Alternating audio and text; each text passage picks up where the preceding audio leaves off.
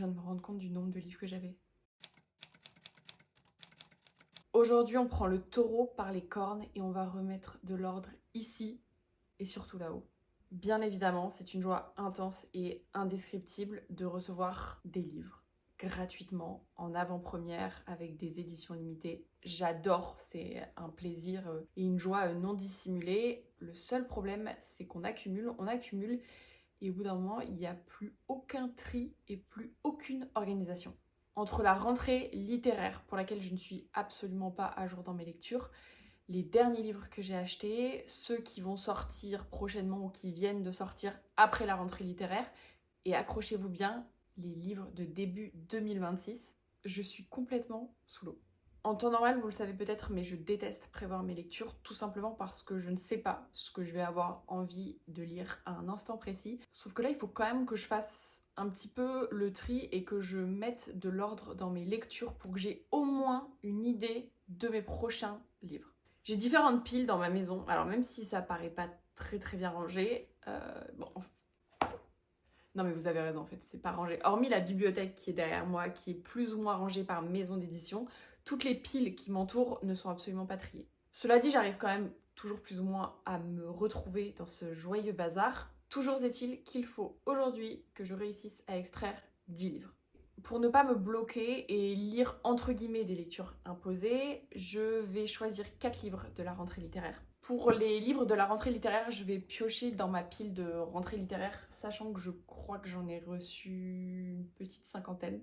Ensuite, je vais choisir 3 livres parmi les dernières réceptions et les prochaines parutions, c'est-à-dire les livres parus entre septembre et ceux qui vont paraître en novembre. Et ensuite, pour les 3 derniers livres, le mot d'ordre, ce sera fais-toi plaisir. Globalement, je vais lire soit des textes que j'ai moi-même achetés récemment, soit des livres dont je repousse la lecture depuis longtemps par manque de temps. On va commencer par la première pile et on va choisir 4 livres de cette rentrée littéraire. Je prends un petit échantillon sous la main. Typiquement, il y a des textes que je peux déjà enlever, ou Les Étoiles tombent de Cédric Sapin-Dufour, je l'ai lu, dévoré, incroyable. Les Mandragores de Marius de Gardin, je vous en ai déjà parlé aussi, un petit chef-d'œuvre à seulement 22 ans. Paul Gasnier, Mathilda Di Matteo, pareil, c'est que des textes que j'ai appréciés. Et donc le premier que je prévois de lire, c'est Zem de Laurent Godet. Laurent Godet, si vous me connaissez un peu, vous savez que c'est un auteur que j'apprécie énormément parce que je le trouve d'un talent fou. Il est fascinant. Pourquoi ? Parce qu'il est capable d'écrire des choses complètement différentes. Et devinez quoi, je suis tellement en retard dans mes lectures que je n'ai toujours pas lu son dernier livre. Dans Zem, on retrouve des personnages de son ancien texte Chien 51. Donc si vous ne l'avez pas lu, ça risque d'être un petit peu compliqué. Mais globalement, c'est une histoire de meurtre. On retrouve 5 cadavres et une enquête qui va être menée et qui met en avant toutes les parts les plus sombres de la société. C'est très mal résumé, mais en même temps, je ne l'ai pas lu, donc ce ne sont que des suppositions. Mais ce qui risque de me plaire dedans, c'est le mélange d'anticipation sociale, de thriller et des questionnements moraux qui, globalement, sont très aboutis chez Laurent Godet. J'en ai parlé avec certains d'entre vous, mais le gros point fort de cet auteur, c'est qu'il nous permet de réfléchir à la société via la fiction. Et c'est toujours très agréable de se questionner sans avoir forcément l'impression de se questionner. Le prochain texte que je vais lire, il est sous les yeux et j'y pense beaucoup. Le livre de Kels de Sor Chalandon. Ici aussi, on est sur un auteur que j'apprécie beaucoup. Je le trouve d'une sincérité bouleversante. Je trouve qu'il arrive toujours à mêler à la fois l'intime, le récit. Et dans ce texte, il raconte sa jeunesse quand il part à 17 ans pour fuir son père violent. Il arrive dans la rue, il est recueilli par des militants et à partir de ce moment-là, il commence à se reconstruire peu à peu. Étant donné qu'il est question de Sor Chalandon, je suis certaine que ce livre sera fort et poignant parce qu'on parle de survie, parce qu'on parle de violence familiale, parce qu'on parle d'espoir aussi. J'espère sincèrement que ce sera un récit autobiographique qui touche juste et qui ne nous laissera pas indifférents. J'ai envie de tous les lire, mais j'ai absolument pas le temps. Je sais ce qu'on va lire et ça risque de vous surprendre.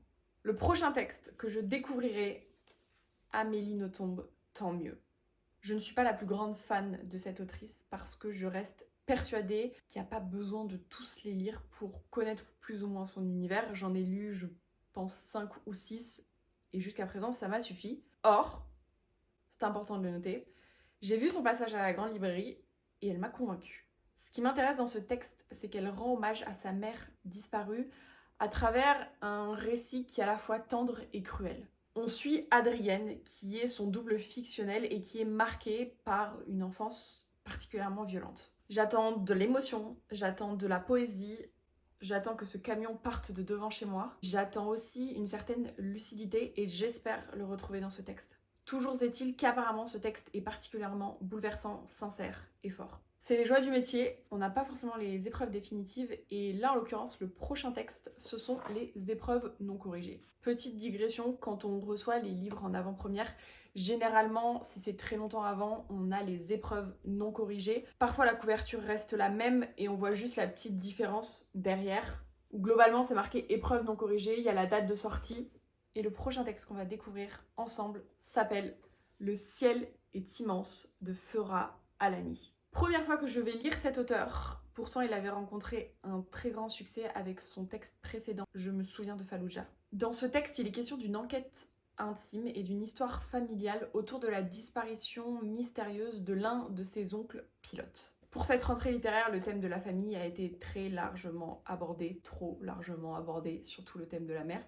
Mais ce que j'aime quand on écrit sur ce sujet, c'est quand on est capable de creuser à la fois les silences familiaux et les non-dits. Et j'espère ici qu'on essaie d'explorer à la fois la mémoire personnelle et familiale, certes, mais surtout la mémoire historique. J'ai entendu énormément de très bons retours, je crois d'ailleurs qu'il était dans la sélection de plusieurs prix. Le seul petit point qui me conforte dans l'idée de le lire, c'est qu'il y a des épigraphes, notamment une d'André Gide.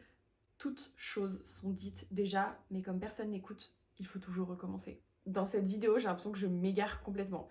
Je ne sais pas du tout quel est le fil rouge, je tente de m'accrocher à quelque chose qui ressemble... Pardon. Oh là là. On passe à la pile à lire suivante, les dernières ou les prochaines parutions. Vous imaginez que là, après, il faut que je range tout. Qu'est-ce qu'on va lire? Je sais ce qu'on va lire. Comment j'aurais pu tourner une vidéo YouTube sans mentionner un essai? L'une de mes prochaines lectures sera un essai, Nos puissantes amitiés d'Alice Rebaud.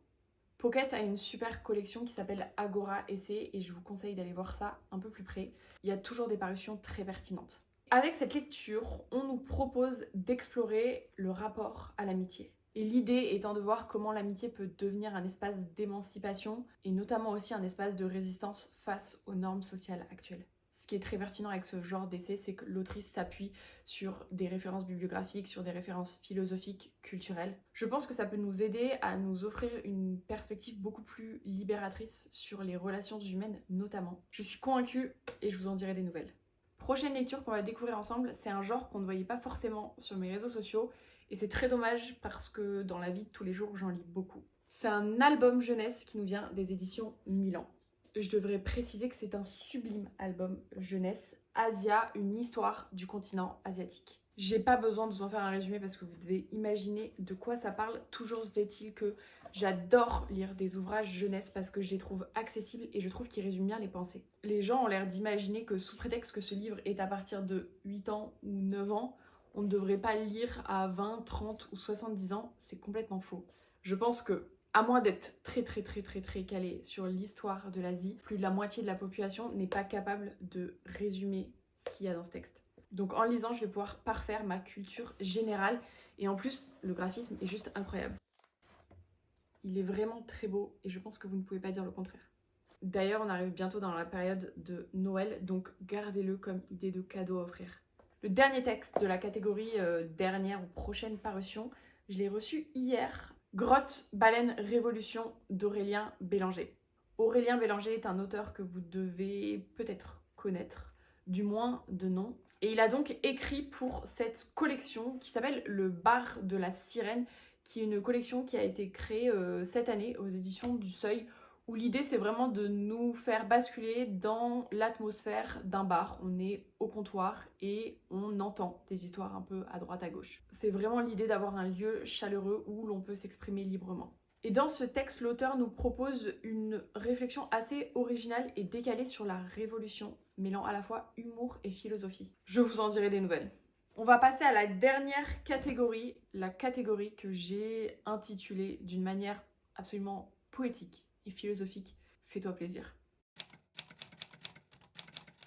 Dans la catégorie fais-toi plaisir, je peux choisir ce que je veux et ça, c'est quand même assez incroyable pour être noté. Qu'est-ce qu'il y a principalement dans cette pile? Il y a des textes que j'ai achetés récemment. Quand j'ai fait mon petit craquage littéraire à Emmaüs et que j'ai acheté 18 livres pour 22 €.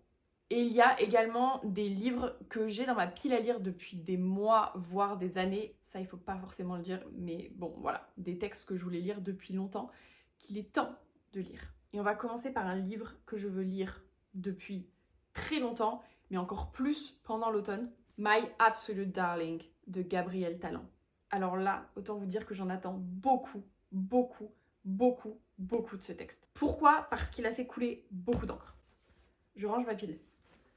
Dans ce texte, on raconte l'histoire bouleversante de Turtle qui a 14 ans et qui est élevé au fin fond d'une forêt par un père abusif. Pourquoi j'ai envie de le lire? Si ce n'est parce qu'apparemment la prose est très belle, intense, immersive.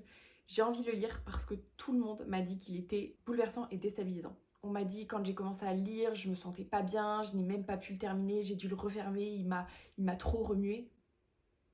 Et moi, quand j'entends ça, c'est le meilleur argument pour me donner envie de lire un livre. Parce que je l'ai toujours dit, je défends une littérature qui bouscule, qui déstabilise. J'ai besoin d'être une autre personne après avoir terminé un livre, ce qui n'est peut-être pas votre cas, hein. On a chacun des manières différentes de voir la littérature. Mais par conséquent, quand on me dit qu'un livre les a remués au point d'arrêter la lecture, ça éveille un peu ma curiosité. Je vous en dirai des nouvelles, mais j'espère vraiment que ce texte sera un choc. Je sais ce qu'on va lire. Drame de chasse d'Anton Tchekhov. Tchekhov, je le lis principalement et je le connais principalement pour son théâtre. Or, je crois que c'est l'un des seuls romans policiers qu'il a écrit. Je suis tombée dessus par hasard, je crois qu'il coûtait 1,50 €, je n'ai même pas lu le résumé, je me suis dit, achète-le.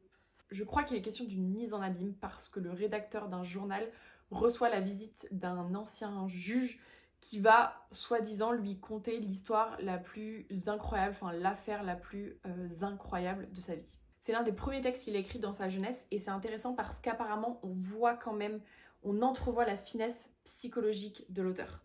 Encore une fois, je vous en dirai des nouvelles. Par contre, si vous l'avez lu entre-temps, ça m'intéresse. On passe maintenant au dernier texte de la catégorie Fais-toi plaisir. Vous ne le savez peut-être pas, mais je suis fascinée, obsédée, que dis-je, matrixée par les livres, les films, les séries qui parlent du domaine judiciaire. Globalement, des procès, voilà, de la justice, des tribunaux. Tout cet environnement-là me fascine. Et je pense que dans une autre vie et dans une prochaine vie, je serai dans ce milieu. Depuis sa sortie, soit depuis plus de 2 ans, j'ai envie de lire La Jurée de Claire Géano. Sachant qu'entre-temps, j'ai rencontré l'autrice qui est incroyable, formidable, un concentré de bienveillance et de gentillesse. Et dans ce texte, il est question d'Anna Zeller qui est tirée au sort pour devenir jurée aux assises, qui est pour elle une expérience particulièrement inédite, mais surtout vertigineuse. Mais là où c'est assez intéressant et où on ressent la tension narrative, c'est parce qu'il y a 2 affaires. Il y a à la fois ce procès pour lequel elle est jurée, mais il y a aussi son histoire personnelle qui ressurgit d'un coup. C'est globalement un texte sur la question de pardon, sur la question de dilemme et sur la question de la famille. Donc j'ai envie de dire affaire à suivre.